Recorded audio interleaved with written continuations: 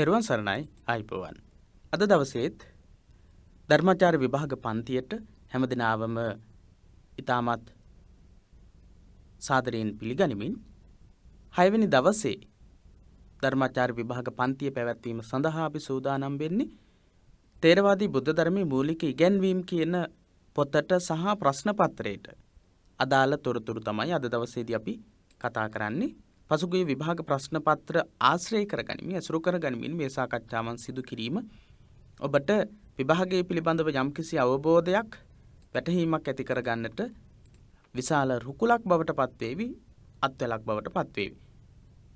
මේ කාරණයක් මතක තියාගන්නට කියලා මුලින්ම සිහිපත් කරනවා. පිරිවෙන දහම් පාසල අපේ YouTube නාලිකාව, Facebook page එක පිටුව, ඒ වගේම පිරිවෙන දහම් පාසල අපේ Facebook සමූහයේ ගෲප් එක තියෙනවා. ඒ වගේම ධර්මාචාර්ය විභාගයේ හා සම්බන්ධ වෙන අයට එකතු වීම සඳහා නිර්මාණය කරලා තියෙන ධර්මාචාර්ය විභාග පන්ති එකමුතුව කියන සමූහයටත් ඔබට එකතු වෙන්නට පුළුවන් බව මතක් කරමින් අද දවසේ සාකච්ඡාව අපි ආරම්භ කරන්නට සූදානම් වෙන්නේ. ගිය සතියේදී චතුරාර්ය සත්‍ය කියන ථෙරවාදී බුද්ධ ධර්මයේ මූලික ඉගැන්වීම් කියන පළවෙනි පොතේ පළවෙනි ප්‍රශ්න පත්‍රයට අදාළ තොරතුරු ගොඩක් කතා කළා. පහුගිය ප්‍රශ්න පත්‍ර වලට අදාළව සත්‍ය ගවේෂණය කිරීම, ඒ වගේම චතුරාර්ය සත්‍ය, සත්‍යයක ලක්ෂණ, ආර්ය සත්‍ය කියන්නේ මොකක් නිසාද, ඒ වගේම චතුරාර්ය සත්‍ය තුල දක්නට ලැබෙනා වූ විශේෂ ඉගැන්වීම් කතා කළා. චතුරාර්ය සත්‍ය කෘත්‍ය 4ක් විදිහට කොහොමද වෙන් කරන්නේ කියන කාරණේ කතා කළා. ඒ කියන කාරණාවන් සියල්ලක්ම කතා කළා. අපිට ඉතුරු වුණේ චතුරාර්ය සත්‍ය පිළිබඳව විස්තරාත්මකව හැදෑරීම සඳහා තිබුණු කොටස තමයි අපිට ඉතිරි වෙලා තිබුණේ. එහෙමනම් අද දවසේදී අපි දුක්ඛාර්ය සත්‍ය, දුක්ඛ සමුදය ආර්ය සත්‍ය සහ දුක්ඛ නිරෝධාර්ය සත්‍ය කියන මේ තුන පිළිබඳවම කතා කරන්නට උත්සාහ කරනවා. ඒ වගේම විශේෂ කරුණු ඔබට අවධානය යොමු කරන්නට අවශ්‍ය කරුණු මේ පාඩම සාකච්ඡා කරන අතරතුරම ඔබට පෙන්වමින් අපි ඉදිරියට ගමන් කරනවා. මේ පාඩම් එකවතාවකින් ඔබට සමහර විට ධාරණය කරගන්නට බැරි වෙන්නට පුළුවන්. ඔබට පුළුවන් මේ පාඩම් බාගත කරගන්න. එහෙම නැත්නම් ඩවුන්ලෝඩ් කරගෙන නැවත නැවත නැරඹීමේ හැකියාවක් තියෙනවා. තේරුනේ නැති කොටසක් තිබෙනවා නම් නැවත වතාවක් ඒ කොටස නැරඹීමටත් පුළුවන්. එහෙම නැත්නම් නොතේරෙන, අවබෝධ වෙන්නේ නැති යම්කිසි කොටසක් තියෙනවා නම් අපෙන් ප්‍රශ්න කරන්නටත් පුළුවන්කම තියෙනවා, හැකියාව තියෙනවා, අවස්ථාව ඔබට ලබා දීලා තියෙනවා. ඒ සඳහා හැමදිනාටම පිළිතුරු ලබා දීමටත් අපි කටයුතු කරනවා. හොඳයි. දුක්ඛාර්ය සත්‍ය කියන අනුමාතෘකාව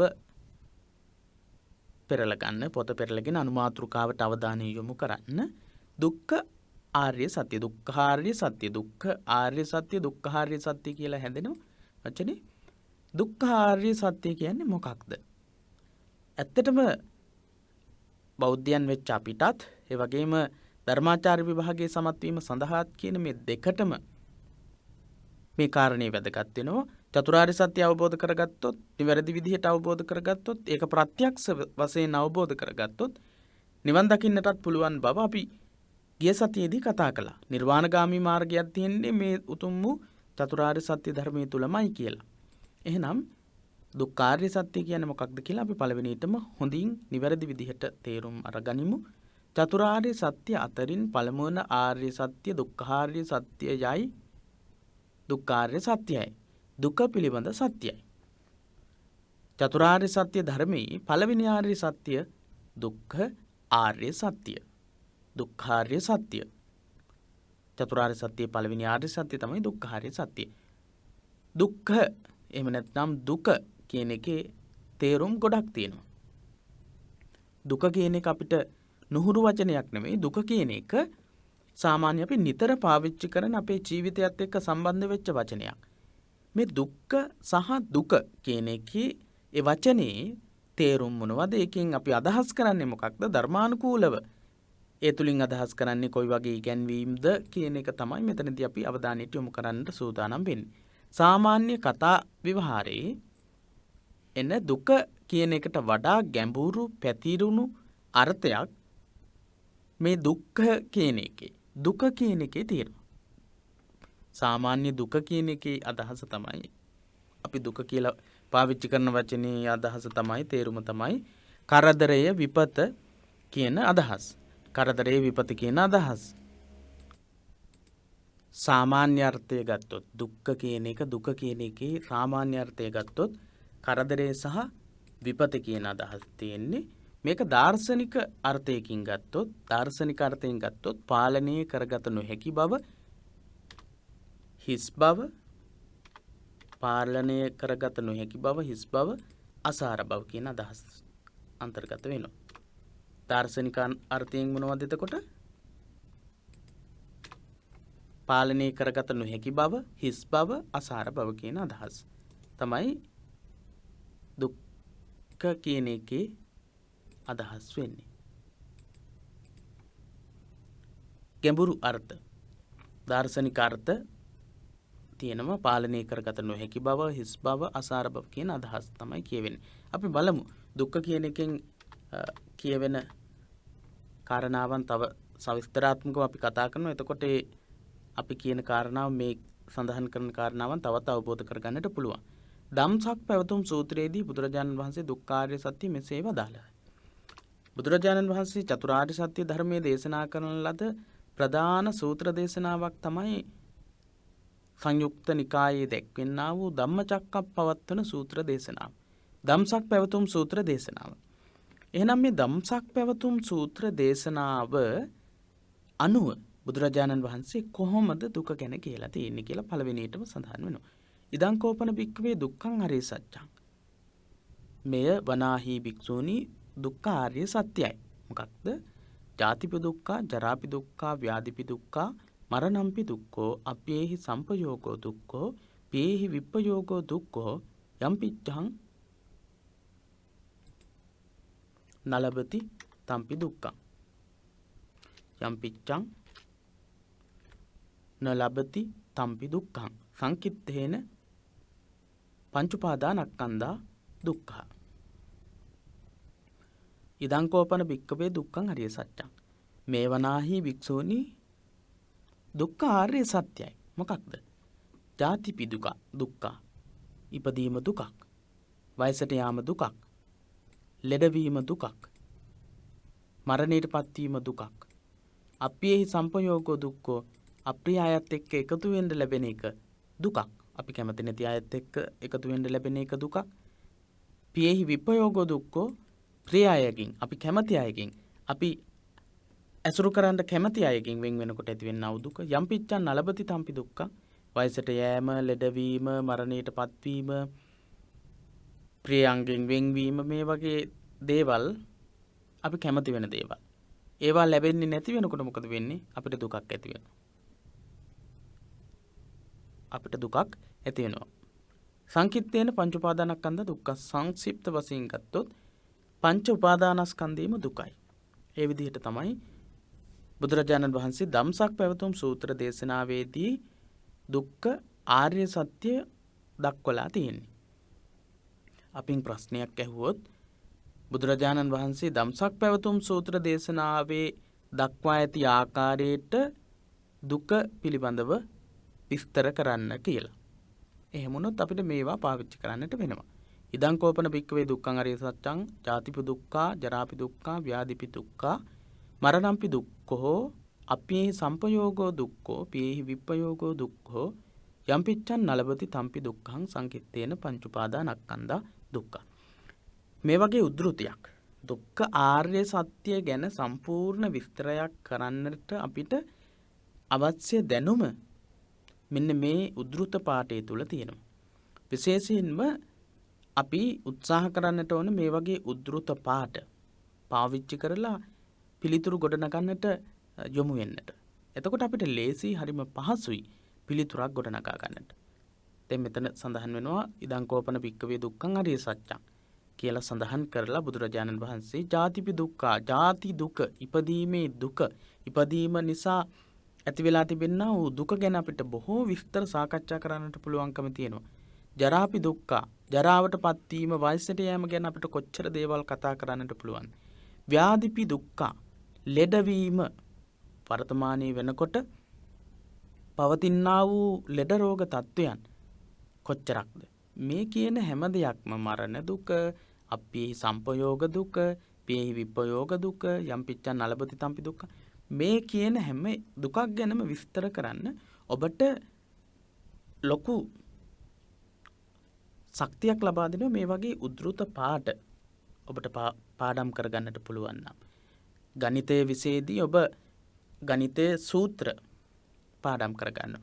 ඒ සූත්‍රවලට අනුව ඔබට ගණන් සෑදීමට පහසුවක් වෙනවා. ඒ වගේම තමයි බුදුදහමේ ඉගැන්වෙන මේ විශේෂ කාරණාවන් ගැන විවරණය කරන්න බුදුදහමේ ඉගැන්වෙන උද්ෘත පාඩම අපි පරිහරණය කළොත් ගොඩක් වැදගත් වෙනවා. ඒ කාරණේ පිළිබඳව ඊට වඩා සිහිපත් කරන්නේ නැහැ. ඉතින් බුදුරජාණන් වහන්සේ දුක්ඛාරිය සත්‍ය ධර්මයේ ගැන දුක්ඛාරිය සත්‍ය ගැන ධම්ම චක්කප්පවත්තන සූත්‍රයේ දක්වපු විදිහ තමයි ඒකේ අර්ථය මෙහිමයි දක්වලා තියෙන්නේ. මහණෙනි මේ වනාහි දුක්ඛාරිය සත්‍යය ජාතිය දුකයි, ජරාව දුකයි, ව්‍යාධිය දුකයි, මරණීය දුකයි, අප්‍රිය සංපයෝගයේ දුකයි, ප්‍රිය විපයෝගයේ දුකයි, යමක් කැමති නම් එය නොලැබීමත් දුකයි, සැකවින් උපාදානස්කන්ධ පහම දුක් වෙති. ඔබට අපි ප්‍රශ්නයක් ලබා දෙනවා.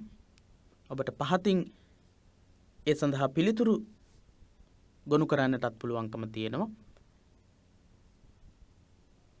බුදුරජාණන් වහන්සේ ධම්සක් පැවතුම් සූත්‍ර දේශනාවේ දක්වා ඇති දුක් නම් කරන්නට කියලා.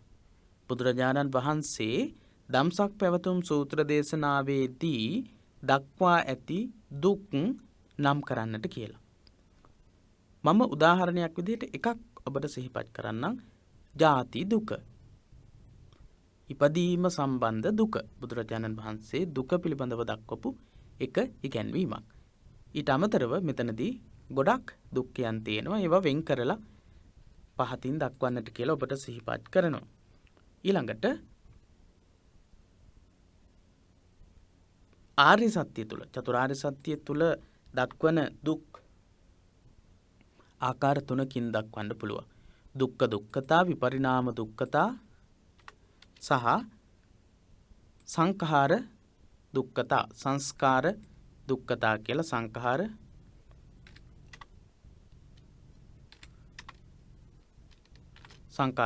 දුක්ඛතා කියලා. දුක්ඛ දුක්ඛතා, විපරිණාම දුක්ඛතා සහ සංඛාර දුක්ඛතා කියන දුක් තුනක් ගැන සඳහන් වෙනවා.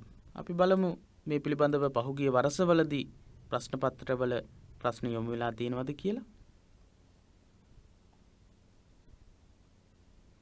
දුක ඇතිවීමට හේතු වෙන ආර්ය සත්‍ය නම් කර එහි ප්‍රභේද දක්වා ඒවා හඳුන්වන්නට කියන ප්‍රශ්නය තමයි 2017 2018 අවුරුද්දේ තියෙන්නේ.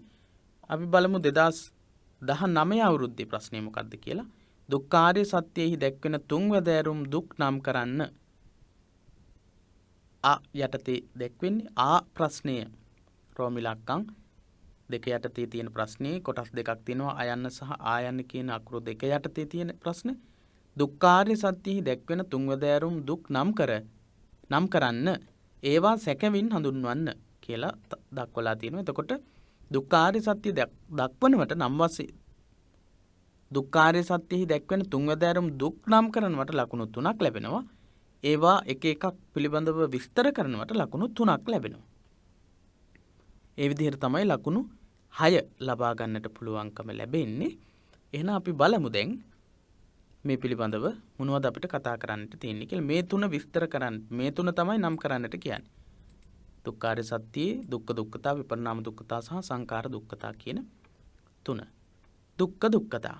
අපි බලමු දුක්ඛ දුක්ඛතා කියන්නේ මොනවද කියලා. අමිහිරි අත්දැකීම් වලින් ඇතිවන සාමාන්‍ය දුක් මෙහි දුක්ඛ දුක්ඛතා නම් වෙයි.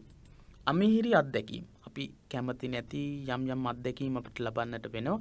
ඒ වගේ අවස්ථාවලදී ඇතිවෙනා වූ අපි හිතන්නේ නැති පීඩාජනක තත්වයට තමයි දුක්ඛ දුක්ඛතා කියන්නේ. ජීවිත හා ලෝකයේ සම්බන්ධයෙන් සලකා බලන විට මූලික අවස්ථා 3ක් දක්නට ලැබේ.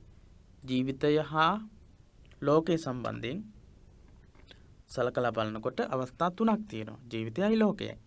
ඇතිවීම පැවැත්ම සහ විනාශය. උපාද ඨිති භංග කියලා තමයි ධර්මානුකූලව සඳහන් වෙන්නේ. හැම දෙයකම සත්‍යයක් ගත්තොත් ඒ සත්‍යයගේ ඇතිවීමක් එහෙම නැත්නම් ඉපදීමක් තියෙනවා. ඒ සත්‍යය පවතිනවා වෙනස් වෙමින් ඒ වගේම විනාශයටපත් වෙනවා. ගහක් ගත්තොත් ඇති වෙනවා පවතිනවා නැති වෙනවා. ගලක් ගත්තොත් ඒත් එහෙමයි. අවස්ථා තුනම පුද්ගලයාට නොඑක් ගැටලු හා දුක්ඛම් කටළු ඇති කරයි. මේ කියන ඇතිවීම පැවතීම සහ විනාශය කියන අවස්ථා තුනේදීම මිනිස්සුන්ට ගැටලු ඇති කරනවා.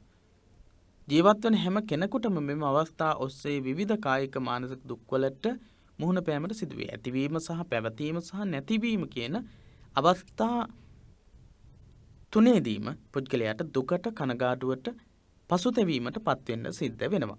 බුදුරජාණන් වහන්සේ විවිධ අවස්ථාවල නොයෙක් දේශනා මගින් මෙම දුක් විස්තර කොට වදාළහ. බුදුරජාණන් වහන්සේ විවිධ අවස්ථාවල දුක් ගැන දේශනා කළා තියෙනවා. දුක ගැන දේශනා කරපු. අපි එක සූත්‍රයක් අනුව තමයි දුක්ඛාර්ය සත්‍ය ගැන දක්වලා තියෙන පාඩයක් ඉගෙන ගත්තේ. ඒ සූත්‍ර දේශනාව තමයි ධම්මචක්කප්පවත්තන සූත්‍ර දේශනාව. මහා සතිපට්ඨාන සූත්‍රයේදීත් දුක පිළිබඳව සාකච්ඡා කරනවා.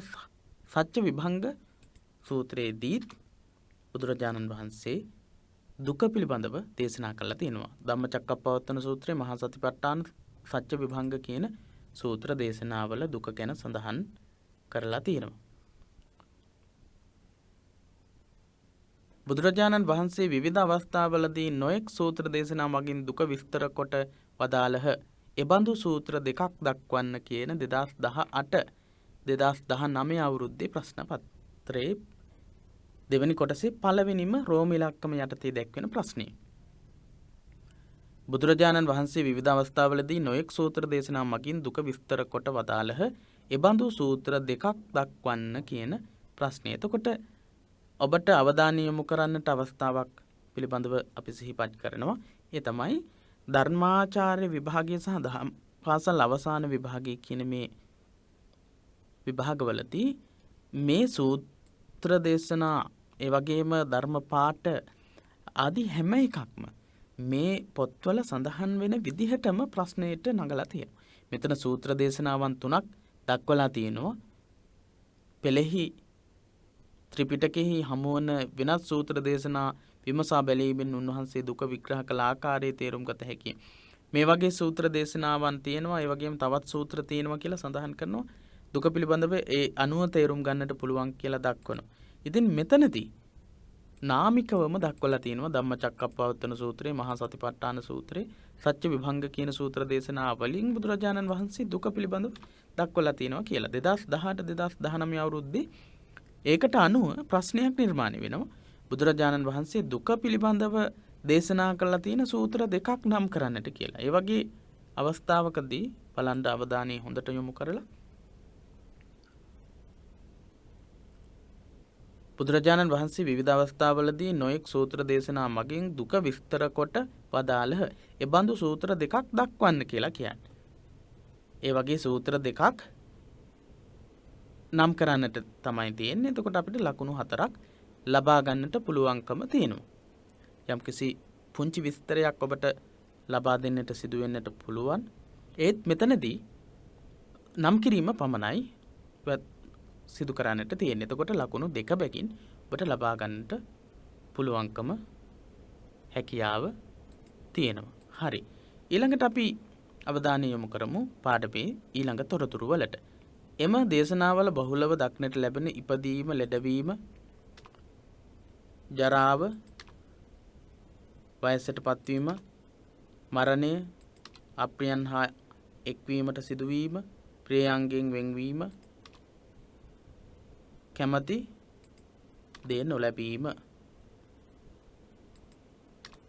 කියන දුක් ඔක්කොම දුක්ඛතා විදිහට හඳුන්වන්නට පුළුවන්.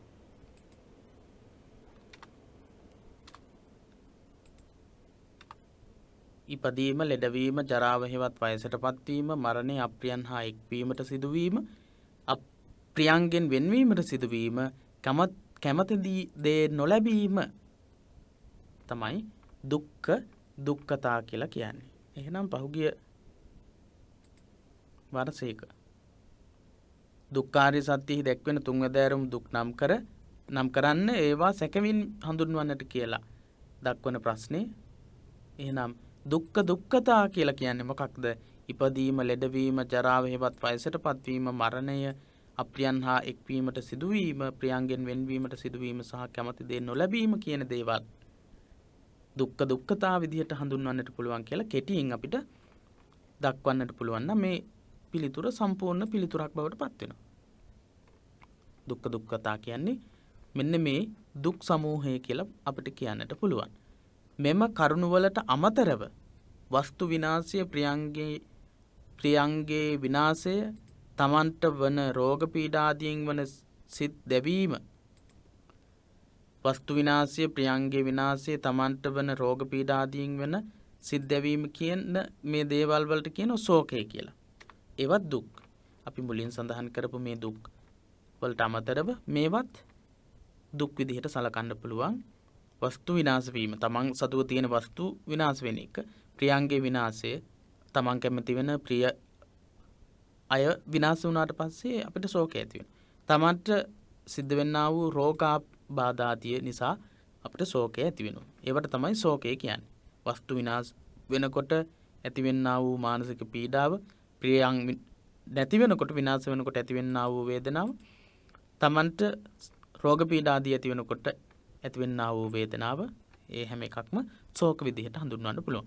හඬා වැළපීමට සිදුවීම, ඒ වගේ දේවල් නිසා හඬා වැළපෙන තත්වයට අපේ හිත පත් වෙනකොට, එහෙම නැත්නම් හඬා වැළපීමට සිදු වෙනවා නම් ඒකට කියන්නේ පරිදේව කියලා. ශාරීරික රිදුම්, දැවීම් ආදීන් වන පීඩාවන් වලට කියනවා දුක්ඛ කියලා. දුක්ඛ කියලා. ශරීරය රිදුම්, දැවීම් ආදියට පත් වෙනකොට ඇතිවෙන්නා වූ වේදනාවට කියන්නේ දුක්ඛ කියලා. දරුවන් අකීකරු වීම, අනුන්ගේ අවමාන විඳින්නට සිදුවීම ආදී කරුණු නිසා සිතේ ඇතිවෙන කලකිරීම දෝමනස්ස කියලා කියනවා. දෝමනස්ස කියනවා දුකේ ස්වභාවයක්. දෝමනස්ස දරුවන් අකීකරු වුණාට පස්සේ දරුවන්ගෙන් අවමාන විඳින්නට, අනුන්ගෙන් අවමාන ලබන්න සිද්ධ වුණාම මේ වගේ දේවල් නිසා අපේ හිතේ දොම්නසක් ඇති වෙනවා. අසතුටුදායක ස්වභාවයක් ඇති වෙනවා. ඒකට කියනවා දෝමනස්ස දුක කියලා. ඥාති ව්‍යසන ආදී නිසා ඇතිවන කායික මානසික බලවත් වෙහෙස උපායාසය කියලා කියනවා. ඥාති දරුවෙක් නැති වුණොත් අම්මා කෙනෙක්ට අඬලම ලොකු වෙහෙසක් දැනෙනවා. අන්න ඒකට කියනවා උපායාස කියලා. ඒ විදිහට මේ වගේ දුක් පුද්ගලයාට ඇති වෙනවා. යන මේ සියල්ල දුක්ඛ දුක්ඛතා සාමාන්‍ය දුක හැටියට හැඳින්වේ. මේවත් දුක්ඛ දුක්ඛතා විදිහට තමයි හැඳින්වෙන්නේ. එහෙනම් ඔබට පැහැදිලි දුක්ඛ දුක්ඛතා කියන්නේ මොනවද කියලා ඔච්චර ගොඩක් ඔබට අපි මුලින් සඳහන් කළා වගේ ප්‍රශ්නයකදී සපයන්නට බැරි වෙන්නට පුළුවන්. මේවා ඔබ බුද්ධිමත්ව කල්පනා කරලා, හොඳට පාඩම් කරලා, අවශ්‍ය කරන දේවල් හොඳින් මතකෙහි රඳවාගෙන ඉඳලා ඒවා අවශ්‍ය විදිහට පෙළ ගැස්වීම තමයි සිද්ධ කරන්නට තියෙන්නේ. 2018-2019 අවුරුද්දේදී මේ ගැන අහලා තියෙන ඉඳ මේ වතාවේදී ප්‍රශ්න පත්‍ර සඳහා මේ කොටස් අවධානයට ලක් වෙන්නේ නැති වෙන්නටත් පුළුවන්කම හැකියාව තියෙනවා. විපරිණාම දුක්ඛ දෙවෙනි කොටස. දුක්ඛාරිය සත්‍යයේ යටතේ කතා කරන විපරිණාම දුක්ඛ කියන්නේ දෙවෙනි අවස්ථාව. ජීවිතයේ එකද සැපතක් හෝ සතුටක් වෙනස් නොවි හැම විටම එකසේ පවතින්නේ නැත. විපරිණාම දුක්ඛ කියන අවස්ථාව ගැන කතා කරනකොට ජීවිතයේ එකම දෙයක්වත්, ලෝකයේ තියෙන එකම දෙයක්වත් විනාශ නොවි පවතින්නේ නැහැ. ඒ විදිහටම පවතින්නේ නැහැ. උපාද තිති භංග. එහෙම නැත්නම් ඉපදීම, ඇතිවීම, පැවතීම සහ නැතිවීම කියන අවස්ථාවන් පවතිනවා. එහෙනම් පළවෙනියට අපි කතා කළේ ඉපදීම මූලික කරගෙන ඇතිවෙන්නා වූ සාමාන්‍ය දුක්. හිත තුළ ඇතිවෙන්නා වූ පීඩාවන්.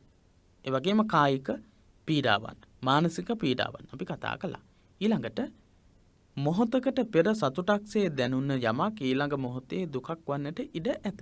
මේ මොකක්ද කියන්නේ?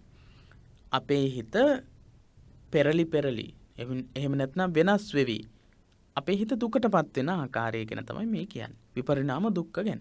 ඊයේ සතුට ගෙන දුන් යම් සිද්ධියක් හෝ වස්තුවක් අද දුකක් ගෙන දෙන දෙයක් වන්නට ඉඩ ඇත. ඊයේ අපිට ගොඩක් ලොකු සතුටක් ලබා දුන්නු දෙයක් අද වෙද්දී අපේ ඥාතිවරයෙක් මිය ගිහිල්ලා වෙන්න පුළුවන්. මැරලා වෙන්න පුළුවන්. වෙනසකටපත් වෙලා. එහෙනම් ඊයේ සතුට ගෙන දුන් යම්කිසි සිද්ධියක් හෝ වස්තුවක් අද දුකක් ගෙන දෙන දෙයක් වන්නට ඉඩ ඇත. අද දුකක් බවට පත් වෙන්න පුළුවන්. ඊයේ නිරෝගීව සතුටින් සිටි පුද්ගලයාට අද රෝගීව දුකින් සිටින්නට සිදුවනු ඇත. මරණයටද පත්වනු ඇත. ඊයේ හොඳට සතුටින් සන්තෝෂයෙන් හිටපු කෙනෙක් අද වෙද්දී ඒක සම්පූර්ණ වශයෙන් උඩු යටි කුරු වෙලා තියෙන්න පුළුවන්. මේ අන්දමට පුද්ගලයා හා සම්බන්ධ බාහිර වූද ආධ්‍යාත්මික වූද සියල්ල මොහොතින් මොහොතම වෙනස් වෙයි. මෙම අනිත්‍ය ස්වභාවයේ විපරිණාම දුක්ඛ නමින් හැඳින්වේ. මෙන්න මේ අනිත්‍ය ස්වභාවයට කියනවා විපරිණාම දුක්ඛ කියලා.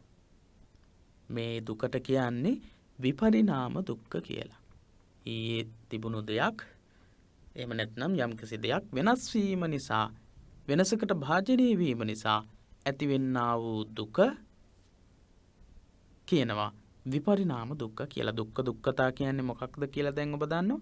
ඊළඟට විපරිණාම දුක්ඛ කියන්නේ මොකක්ද කියලා දන්නවා. ඊළඟට අපි බලමු සංකාර දුක්ඛතා. සංස්කාර දුක්ඛ මොකක්ද කියලා. දුක පිළිබඳ වූ ඉහත සඳහන් ආකාර දෙකම තේරුම් ගැනීම පහසුයි. මුලින් අපි කතා කරපු දුක්ඛ දුක්ඛතා සහ සංකාර විපරිණාම දුක්ඛතා කියන අවස්ථා දෙකම තේරුම් ගන්න අපිට හරිම පහසුයි. අපි පහසුවෙන් ඒක තේරුම් ගත්තා. ඒ වුණාට මේ අවස්ථාවේ එහෙත් දාර්ශනික ගැඹුරු අර්ථයක් දක්නට ලැබෙන සංකාර දුක්ඛ යන්න තේරුම් ගැනීම තරමක් දුෂ්කරය. දාර්ශනික වූ ගැඹුරු අර්ථයක් තියෙනවා සංස්කාර දුක්ඛ කියන එකේ. මේක තේරුම් ගන්න එක ටිකක් අමාරුයි අපහසුයි. හැබැයි ඒක අපි තේරුම් ගැනීමට උත්සාහ කරමු. ඒ තේරුම් ගත හැකි වන්නේ සත්වයා පුද්ගලයා මම යන සම්මුතිය විග්‍රහ කොට බැලීමෙන්ය. සත්වයා කියලා අපි කියනවා සත්වයෝ කියලා බල්ලෝ පූසෝ එළුවෝ ගවයෝ මේ විදිහට සත්තු ඉන්නවා. ඊට පස්සේ පුද්ගලයෝ මම කියලා කෙනෙක් අපි කතා කරනවා. මේක විග්‍රහ කරන්න ඕන. සත්වයා කියන්නේ කවුද පුද්ගලයා කියන්නේ කවුද මම කියන්නේ කවුද කියන එක විග්‍රහ කරන්න ඕන ධර්මානුකූලව. එතකොට තමයි සංස්කාර දුක්ඛ කියන එක තේරුම් ගන්නට පුළුවන්කම ලැබෙන්නේ. බුදුදහම අනුව සත්වයා පුද්ගලයා මම යන වචන වලින් හැඳින්වෙන්නේ මොහොතින් මොහොත වෙනස් වන සුළු කායික මානසික ශක්තියින්ගේ සමவாயකි එකතුවකි පංචස්කන්ධ යනුවෙන් එය හැඳින්වේ. මොකක්ද මේ බුදුදහමේ පුද්ගලයා කියන්නේ? සත්‍යය කියන්නේ මම කියන්නේ මොහොතක් පාසා වෙනස් වෙන දෙයකට. මොහොතක් පාසා වෙනස් වෙන කායික මානසික ශක්තියින් වල එකතුවකට. ශක්තියින් වල එකතුවකට. එහෙම නැත්නම් නාම සහ රූප කියලා කොටස් දෙකක් අනුව තමයි ධර්මයේ විස්තර කරන්නේ. නාම රූප. සත්‍යය කිව්වම සත්වයාගේ නාමයේ තියෙනවා. සත්වයාගේ නාමයේ කිව්ව සත්වයාගේ හිතක් තියෙනවා සත්වයාට. ඒ වගේම ඒ සත්වයාට රූපයක් තියෙනවා. පුද්ගලයෙක් ගත්තොත් ඒ සත්වයාට ඒ පුද්ගලයාට රූපයක් තියෙනවා හිතක් තියෙනවා. මම කියලා ගත්තොත් මට රූපයක් තියෙනවා මට හිතක් තියෙනවා. නාම රූප දෙක. එහෙනම් කායික මානසික ශක්තියින්ගේ එකතුවකට තමයි අපි සත්වයෝ කියන්නේ. අපි පුද්ගලයෝ කියන්නේ. ඒ වගේම මම කියලා කියන්නේ. කෙටියෙන් පංච උපාදානස්කන්ධය දුක් යයි සංකිට්ඨේන පංච උපාදානස්කන්ධා දුක්ඛා කියලා බුදුරජාණන් වහන්සේ බුද්ධ දේශනාවේදී සඳහන් කරන්නේ මෙන්න මේ කාරණය. බුදුරජාණන් වහන්සේ සංකිට්ඨේන පංච උපාදානස්කන්ධා දුක්ඛා කියලා දේශනා කරන්නේ මෙන්න මේ කාරණේ. සංක්ෂිප්ත වශයෙන් පංච උපාදානස්කන්ධය දුකයි කියලා. මොකක්ද මේ පංච උපාදානස්කන්ධය කියන්නේ? ඔව් අපි බලමු. මහණෙනි දුක නම් කවරේද? ඒ වූ කලී පංච උපාදානස්කන්ධ නම් වූ රූප උපාදානස්කන්ධය,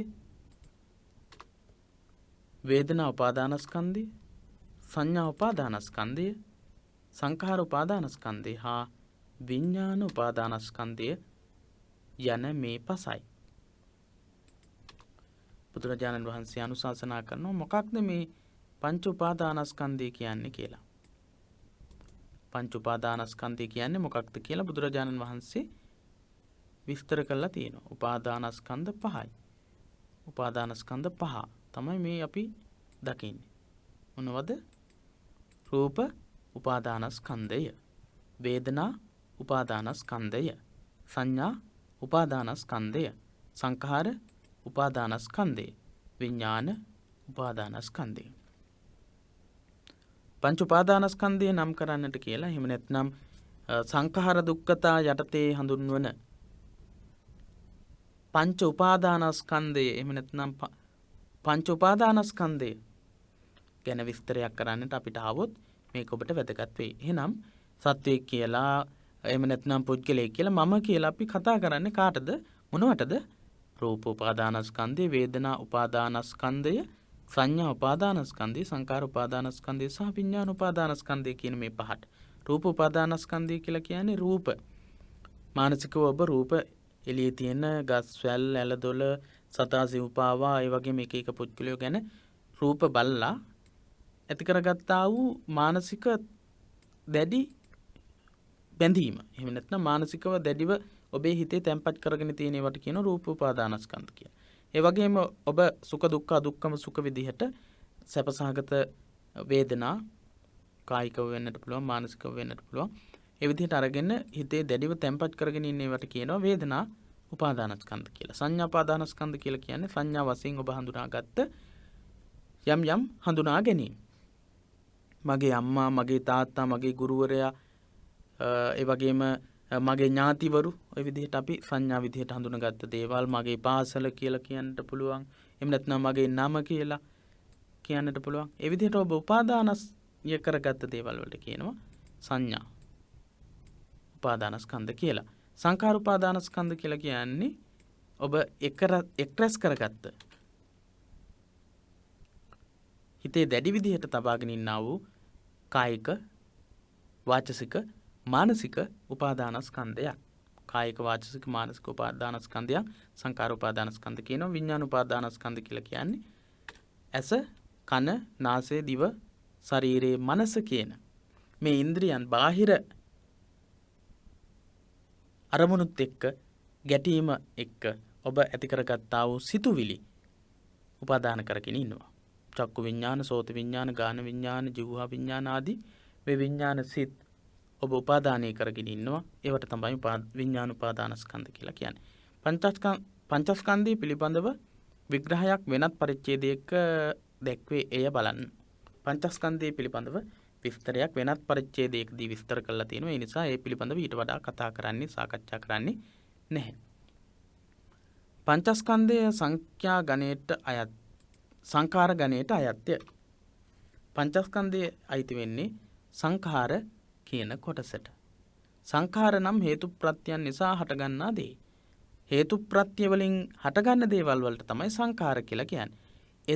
එසේ හේතු ප්‍රත්‍ය සමவாயයෙන් හටගන්නා සියල්ල සංඛාර නිතර වෙනස් වෙන සුළුය. සබ්බේ සංඛාරා අනිච්චා. ඒ සංස්කාර ධර්මයන්ගෙන් එහෙම නැත්නම් හේතු ප්‍රත්‍ය වලින් හටගන්න හැම එකක්ම නිතරම විනාශ වෙන ස්වභාවයෙන් යුක්තයි. ප්‍රධානම ලක්ෂණය තමයි අනිත්‍යතාවයට පත්වීම. ඒක තමයි මේ දැක්වෙන්නේ සබ්බේ සංඛාරා අනිච්චා කියලා. බුදුරජාණන් වහන්සේ පංචස්කන්ධයේ පවත්නා අනිත්‍යතාව උපමා මගින් මෙසේ දක්වති. පංචස්කන්ධයේ පවතින අනිත්‍යතාවය. අපි මේ කතා කරමින් ඉන්නේ සංඛාර දුක්ඛතා කියන එක. දුක්ඛාරය සත්‍ය යටතේ සංඛාර දුක්ඛතා කියන්නේ රූප, වේදනා, සංඥා, සංඛාර, විඥාන කියන මේ සංස්කාර ධර්මයන් පහ වෙනස් වෙනවා, විනාශ වෙනවා. අන්න ඒ නිසා සංඛාර දුක්ඛතා කියන එක දුක් කියලා, දුක් සහගතයි කියන එක තමයි අපි මේ කතා කරන්නේ. එහෙනම් බුදුරජාණන් වහන්සේ මේවා උපමා කරලා තියෙනවා. රූපස්කන්ධය, වේදනාස්කන්ධය, සංඥාස්කන්ධය, සංකාරස්කන්ධය, විඥානස්කන්ධය. මේවා උපමා කරලා තියෙනවා. රූපස්කන්ධය පෙන පිඬක් වගේ. හැබැයි පෙන පිඬක් වගේ රූපස්කන්ධය අපි උපාදානය කරගත්ත මේකෙන් දුකක් ඇති වෙනවා. එහෙනම් පෙන පිඬක් වගේ අස්තිර වූ දෙයක් ස්ථිරයි කියලා අපි හිතාගත්තට පස්සේ මොකද වෙන්නේ? ඒ තුලින් අපිට රූප උපාදානස්කන්ධය ඇති කරගත්තම ඇති වෙනවා දුකක්. ඊළඟට වේදනා ස්කන්ධය. වේදනාව බුබුලක් වගේ, දිය බුබුලක් වගේ. පෙන පිඬකටත් වඩා ඉක්මනින් නැති වෙලා යනවා දිය බුබුලක්. වතුර වැටෙන තැනක දිය බුබුලු මතුවේවි විනාශ වෙන හැටි ඔබ දැකලා ඇති. ඊළඟට සංඥා ස්කන්ධයේ මිරිඟුවක් වගේ. සංඥා ස්කන්ධයේ එක එක දේවල් වලට සම්බන්ධ කරලා තියෙනවා. එක එක දේවල් හඳුනා ගැනීම සඳහා එක එක නම් පාවිච්චි කරනවා. ඒ එක එක දේවල් හඳුනා ගැනීම සඳහා පාවිච්චි කරලා තියෙන යොදලා තියෙන නම් මිරිඟු වගේ. ඒවා වෙනත් තැනකට අරගෙන ගියාම ඒකේ නම වෙනස් වෙනවා. එහෙම නැත්නම් ඒක තවත් එකකට සම්බන්ධ කළාම ඒකේ නම වෙනස් වෙනවා. ඒ විදිහට මම සම්බන්ධතාවය වෙනත් කෙනෙක් එක්ක පවත්වනකොට මගේ සංඥාව එතනදී වෙනස් වෙනවා. ඔබේ සංඥාව වෙනත් එක්කෙනෙක් එක්ක සම්බන්ධතාව පවත්වන කතා බහ කරනකොට එතනදී ඔබත් ඔහුත් අතර තියෙනා වූ සම්බන්ධය වෙනස් එකක්. ඒක ඒ අනුව තමයි විස්තර කරන්න වෙන්නේ. ඔබ නිවසින් පිටට ගියාට පස්සේ හමු වෙන අයත් එක්ක ඔබ කතා බහ කරන්නේ සංඥාව වෙනස් කෙනෙක් විදිහට. ඔබට ඥාතිත්වයක් නැති කෙනෙක් වෙන්නට පුළුවන්. ගමේ කෙනෙක් වෙන්නට පුළුවන්. ගම්වැසියෙක් වෙන්න පුළුවන්. ඒ විදිහට සංඥා වෙනස් වෙනවා. සංකාර ස්කන්ධයේ කෙසෙල් කඳක් වගේ සංස්කාර ස්කන්ධයේ කෙසෙල් කඳක් වගේ පොතු ගලවලා අයින් කරාම කිසිම දෙයක් නැති ගානට වැටෙනවා.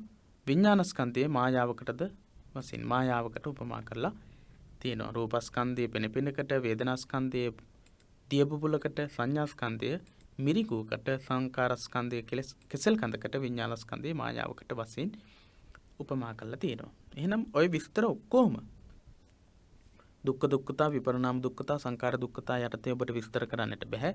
මොකද ඒ තුන නම් කරලා ඒ ගැන විස්තර කරන්නට කියලා කියන්නේ ලකුණු 6යි ලැබෙන්නේ. ලකුණු ඔබ ප්‍රශ්න 4කට පිළිතුරු සැපේ යුතුයි. ওই විස්තරේ සාකච්ඡා කරන්නට ගියොත් ඔබට ගොඩක් වෙලාව ගත වෙනවා. ওই විදිහට ওই විස්තර ඔක්කොම කතා කරන්නට ගියොත්.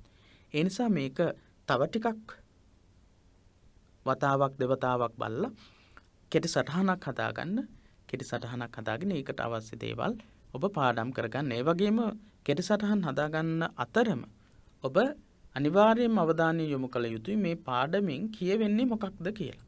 කෙටි සටහන් කියන දේවල් තමයි හදාගන්නට ඕන. මොකද ඒක හොඳින් කියවලා අපිට තේරෙන දේ කෙටියෙන්ම අපි ලියා ගන්නවා.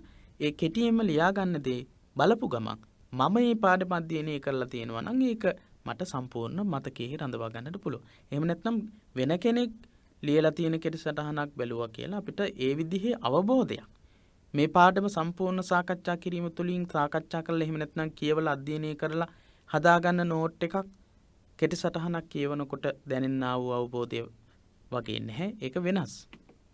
ඒ නිසා අනිවාර්යයෙන්ම මේවා හොඳින් කියවලා අවබෝධ කරගත යුතුයි. තේරුම් ගත යුතුයි. මේ අනුව මොහොතක් පාසා මේ ස්කන්ධ පහ වෙනස් වීමටපත් වෙයි. මේ ස්කන්ධ පහම වෙනස් වීමටපත් වෙනවා. ඒ මොහොතෙන් මොහොත උපදිමින් අතුරුදහන් වන ප්‍රවාහයකි. මොහොතින් මොහොත වෙනස් වෙන අතුරුදහන් වෙන ස්වභාවයක්.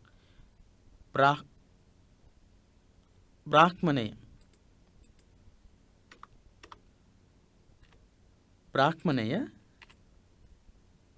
යම්සේ පර්වතයකින් වැහෙන දුර යන වහා ගලන දියදහර ඇති හැම දෙයක්ම ගෙන යන සුළු නදියක් නතරවන ක්ෂණයක් හෝ මොහොතක් නැත්තේද යලි යන්නේම වේද පවත්නේම වේද ගලන්නේම වේද. එසේම මේ මනුෂ්‍ය ජීවිතයත් පර්වතයකින් ගලා හැලෙන නදියක් වැනි යයි ද උපමාවකින් බුදුරජාණන් වහන්සේ වරක් දේශනා කළා.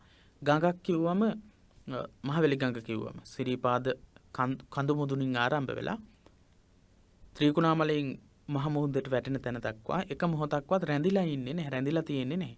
ඒක ආරම්භ වෙච්ච තැන ඉඳලා මුහුදට වැටෙන තැන දක්වා ගමන් කරනවා. ඒ වගේ තමයි මිනිස්සුන්ගේ ජීවිතත් ඉපදිච්ච මොහොතේ ඉඳලා ක්ෂණික මරණ වලටපත් වෙමින් ගමන් කරනවා. රූප වේදනා සංඥා සංඛාර විඥාන කියන මේ පහම එහෙමයි. මේ පහම නිතරම ස්ථිරව ඒ විදිහට පවතින්නේ නැහැ. මේ අන්දමට මම වශයෙන් පුද්ගලයන් වශයෙන් හඳුන්වන මෙසේ නිතර වෙනස් වන පංචස්කන්ධයේම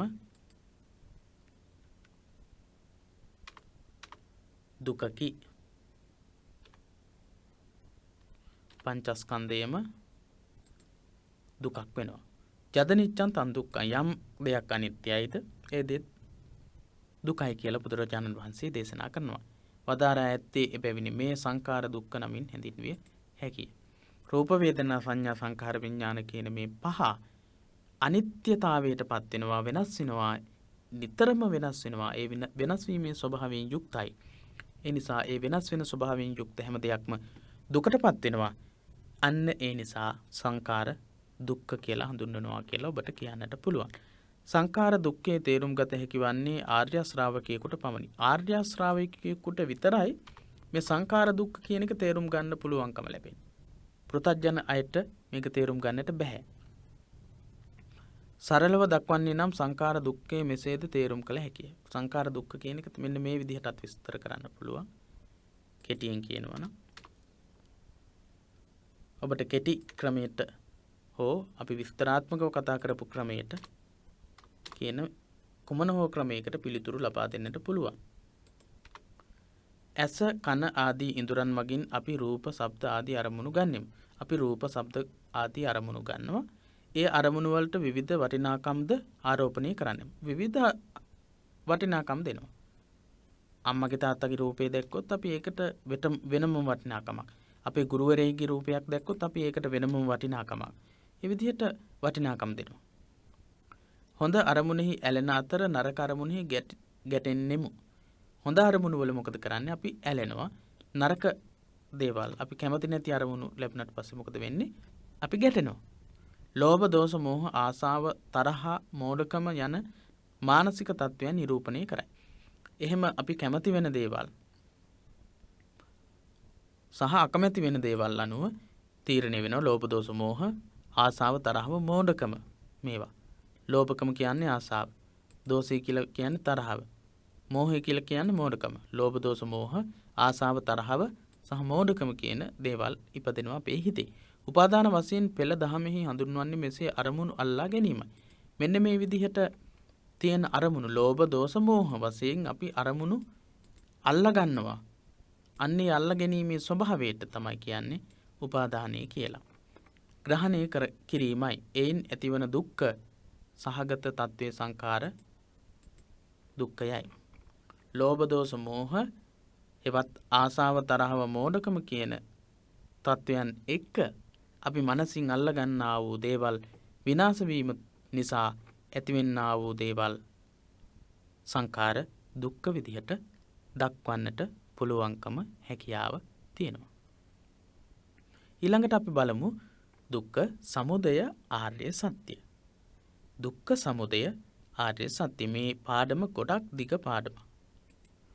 ගොඩක් දිග පාඩමක්. ඉතින් ඒ ගොඩක් දිග පාඩම උනත් අපිට පුළුවන්කම තියෙනවා අවබෝධ කරගන්නට. මේ විදිහට සාකච්ඡා කරනකොට ඔබට ඉතාමත් හොඳින් මේවා අධ්‍යයනය කරන්නට පුළුවන්කම තියෙනවා. උවමනාවෙන් උනන්දුවෙන් අධ්‍යයනය කරන්නට පුළුවන්කම තියෙනවා.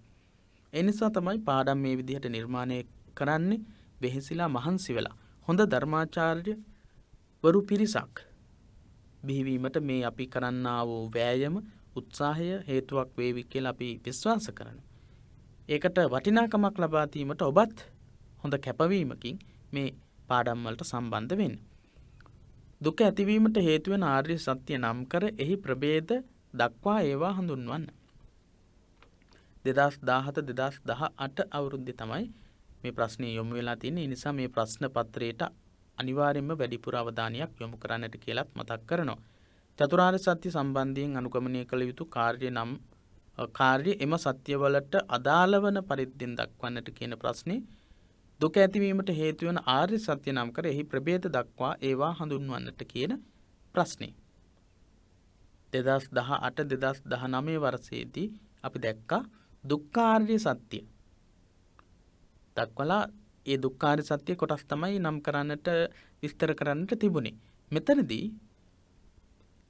2017 2018 අවුරුද්දේදී අහලා තියෙන්නේ දුක ඇතිවීමට හේතු වෙන ආර්ය සත්‍ය නම් කරේ කියන්නේ දෙවනි ආර්ය සත්‍ය තමයි අවධානයට යොමු වෙලා තියෙන්නේ.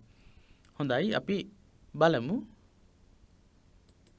මේ පිළිබඳව අපිට ඉගෙන ගන්නට, කතා කරන්නට, සාකච්ඡා කරන්නට තියෙන්නේ මොනවද කියලා. පළමු වන ආර්ය සත්‍ය ලෙස දුක පැහැදිලි කළ බුදුරජාණන් වහන්සේ ඊට පස්සේ දුකට හේතුව මොකක්ද කියලා දේශනා කරනවා ධම්මචක්කප්පවත්තන සූත්‍ර දේශනාවේදී. පස්වක තවුසන් උදෙසා තමයි මේ දේශනාව සිදු කරන්නේ.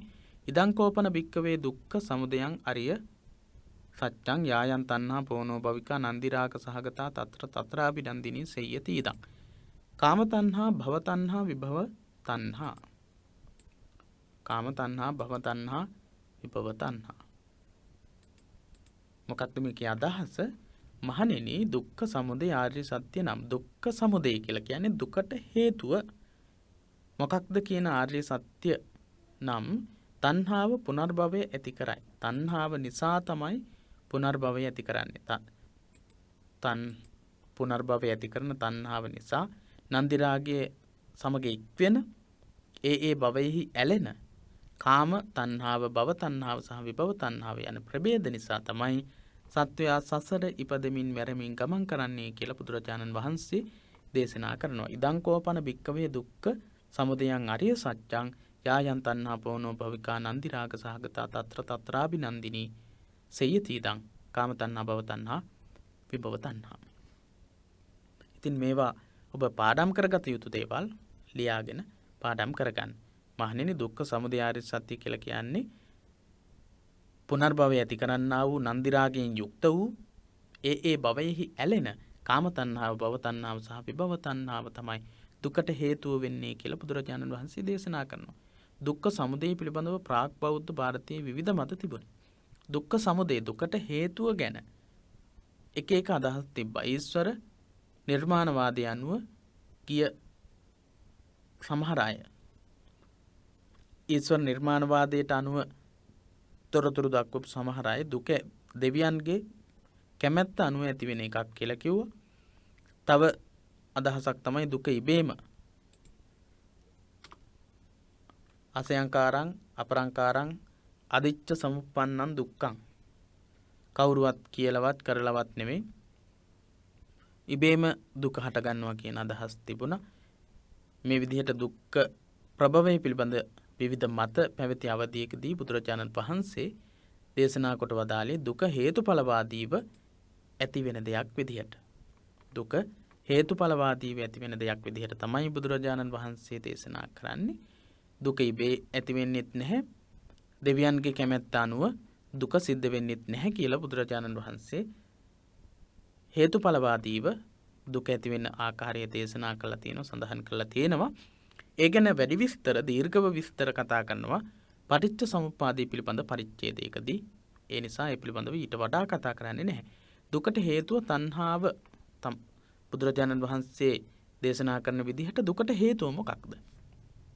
අපි මුලින් කතා කරපු සියලුම දුක් ඇතිවීම සඳහා හේතුව මොකක්ද? බුද්ධ දේශනාවට අනුව සියලු ආකාර දුක් වලට හේතුව ආසාව, ඇල්ම, රාගය ආදී නොඑක ආකාර රූප වලින් දැක්වෙන තෘෂ්ණාවයි. ආසාව, ඇල්ම, රාගය මේ කියන වචන වලින් හඳුන්වන සියලුම තෘෂ්ණාවට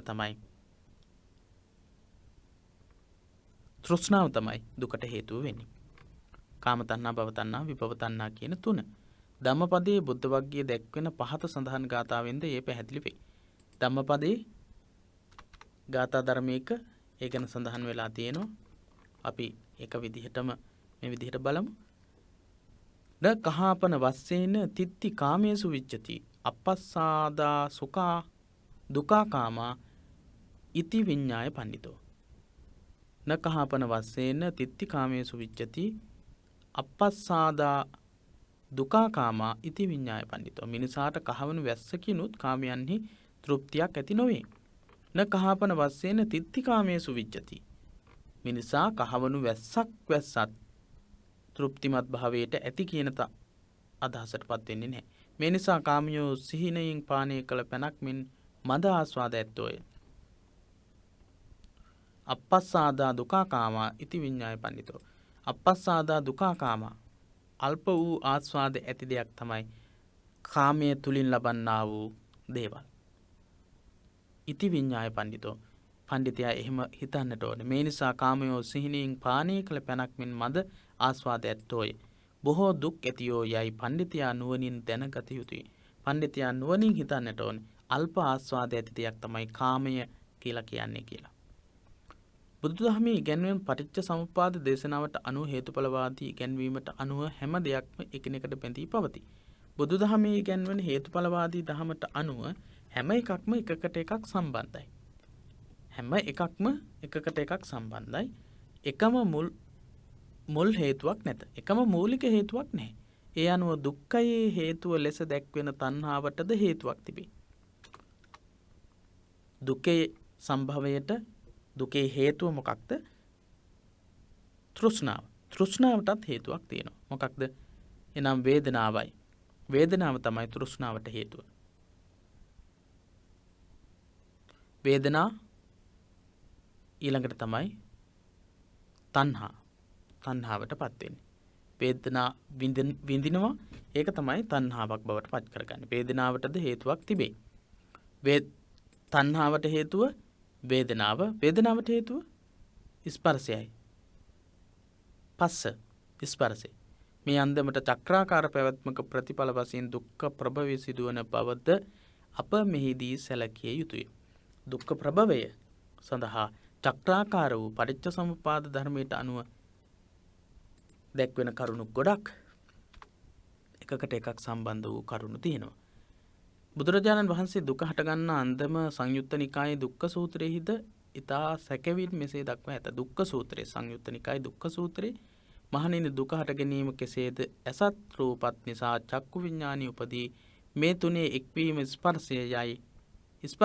ස්පර්ශය හේතුවෙන් වේදනාව වේ. වේදනාව හේතුවෙන් තෘෂ්ණාව වේ. මේ දුකේ හටගැන්මය. දුකේ හටගැන්ම දුක්ඛ සූත්‍රයේ කොහොමද කියලා තියෙන්නේ කියලා තමයි මෙතනදී දක්වන්නේ.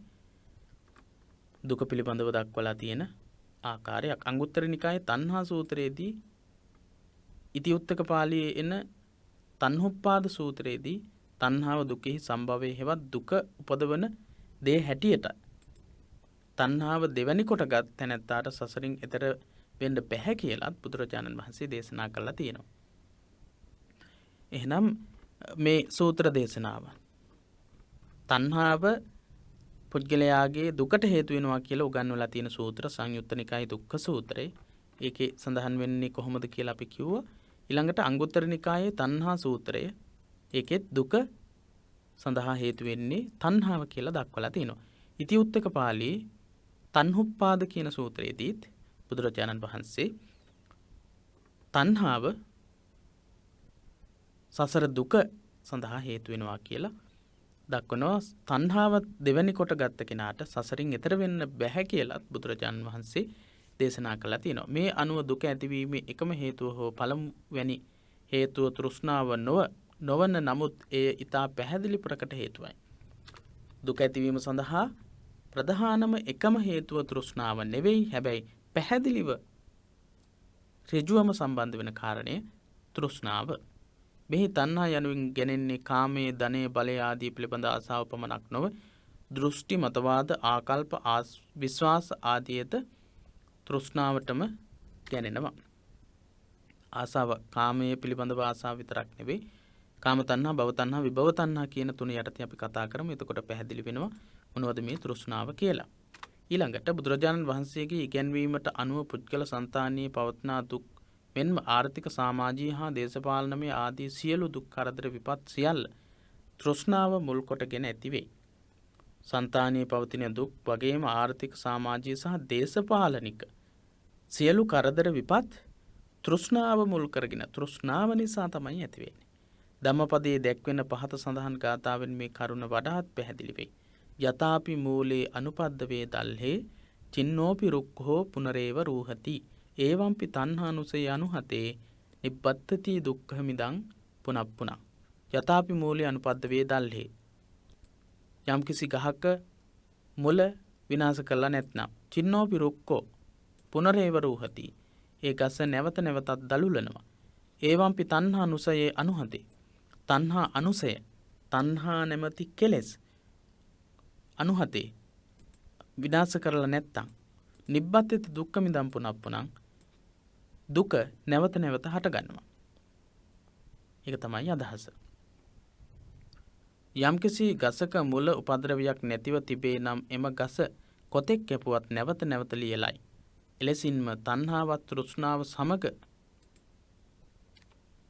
බැඳුණු අනිකුත් ක්ලේශයනුත් සම්පූර්ණයෙන් නොනසන තාක් මේ සංසාරික දුක නැවත නැවතත් හටගන්නවා. නැවත නැවතත් හට ගැනීමට පත්වෙනවා. හොඳයි, අපි මීට වඩා පාඩම සාකච්ඡා කරන්නට අදහස් කරන්නේ නැහැ, බොහෝ වේලාව ගත වෙන නිසා.